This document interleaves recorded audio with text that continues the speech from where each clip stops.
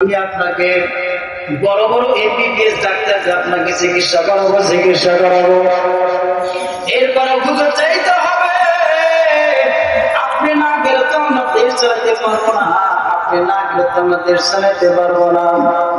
হুজুর আমার সাথে আপনার চাইতে হবে। ইব্রাহিম বিন আদম রাহমাতুল্লাহি আলাইহি ডাক্তার কাই মন্ত্রী শোনো, আমার যে সমস্যা এটা দুনিয়ার কেউ ভালো করতে পারবে না। জোরে বলুন সুবহানাল্লাহ। ও প্রধানমন্ত্রী শোনো,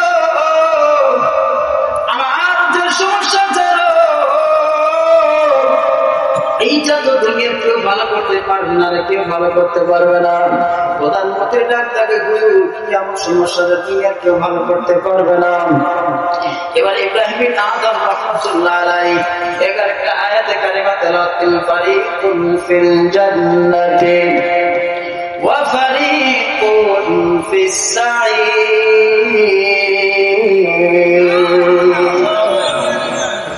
ইব্রাহিম বিন আদম রাহমাতুল্লাহি আলাইহি ডাক্তারের প্রধানমন্ত্রীর শোনো, এই দুনিয়ার মধ্যে রাস্তা আল্লাহ পাক দিয়েছেন দুইটা, একটা হলো জান্নাতের রাস্তা, একটা হলো জাহান্নামের রাস্তা। জোরে কোন রাস্তা? কয়টা? একটা হলো জান্নাতের রাস্তা আর একটা হলো জাহান্নামের রাস্তা।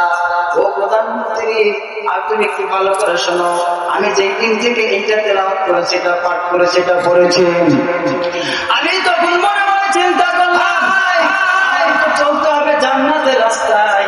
কিন্তু আমি জান্নাতের রাস্তায় না চলে জাহান্নামের রাস্তায় চলে, আমার আল্লাহ পাক তো আমার উপর সন্তুষ্ট হয়ে আমাকে জাহান্নাম দান করবেন, জাহান্নাম দান করবেন। কিন্তু আমি তো বড় দুর্বল,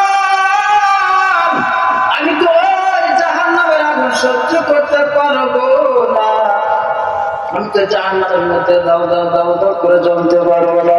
কারণটা আমি দুনিয়ার আগুনটাই তো সহ্য করতে পারি না, দুনিয়ার আগুনটাই তো সহ্য করতে পারি না।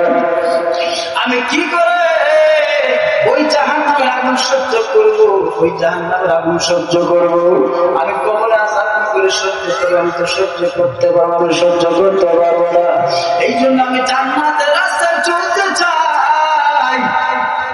আর আমি যদি সিংহাসনে বসে আমি বড় বড় ক্ষমতা দেখাই, পাওয়ারফুল ক্ষমতা আমি দেখাই, আমি শাসন করি, আমি যা ইচ্ছা তাই করতে পারি, আমি তো আমার মাওলাকে পাবো না রে, আমি তো আমার আল্লাহকে পাবো না, আমি জান্নাতের রাস্তায় চলতে পারবো না।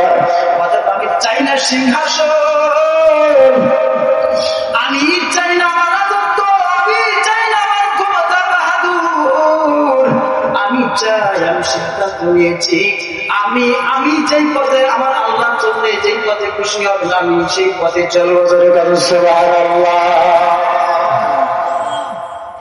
এইবার প্রধানমন্ত্রী ডাকতে বললেন, হুজুর আপনি কি বললেন? আমি তো কোনোদিন এগুলো নিয়ে চিন্তা করি নাই। হুজুর আমি তো আমার জীবনটা তো ভুল পথে ব্যয় করেছি, আমার জীবনটাও তো ভুল পথে ব্যয় করেছি, আমি তো কোনোদিন আমার আল্লাহকে নিয়ে চিন্তা করি না, আমার আল্লাহকে নিয়ে চিন্তা করি নাই, আমি কোন পথে চলছি এটা না কোনোদিন চিন্তা করি নাই, আমি জীবনটা কোন পথে পরিচালনা করছি হুজুর আমি আজ পর্যন্ত চিন্তা করি নাই। তবে হুজুর আপনার কথা শুনে আমার হৃদয়টা বড় ধন্য, আমি আজকের থেকে ওয়াদা দিলাম হুজুর আমি যা আমার প্রধানমন্ত্রী থেকে চলে এসেছি আজকে আমি এই মুহূর্তে আপনার সাথে যে আল্লাহ পাকের জিকির শুরু করেছেন হুজুর আমি দুনিয়া চাই না, আমিও প্রধানমন্ত্রীত্ব চাই না, আমি কোনো কিছু চাই না, আমি আপনার সাথে জান্নাতের রাস্তায় চলতে চাই। জোরে বলুন সুবহানাল্লাহ।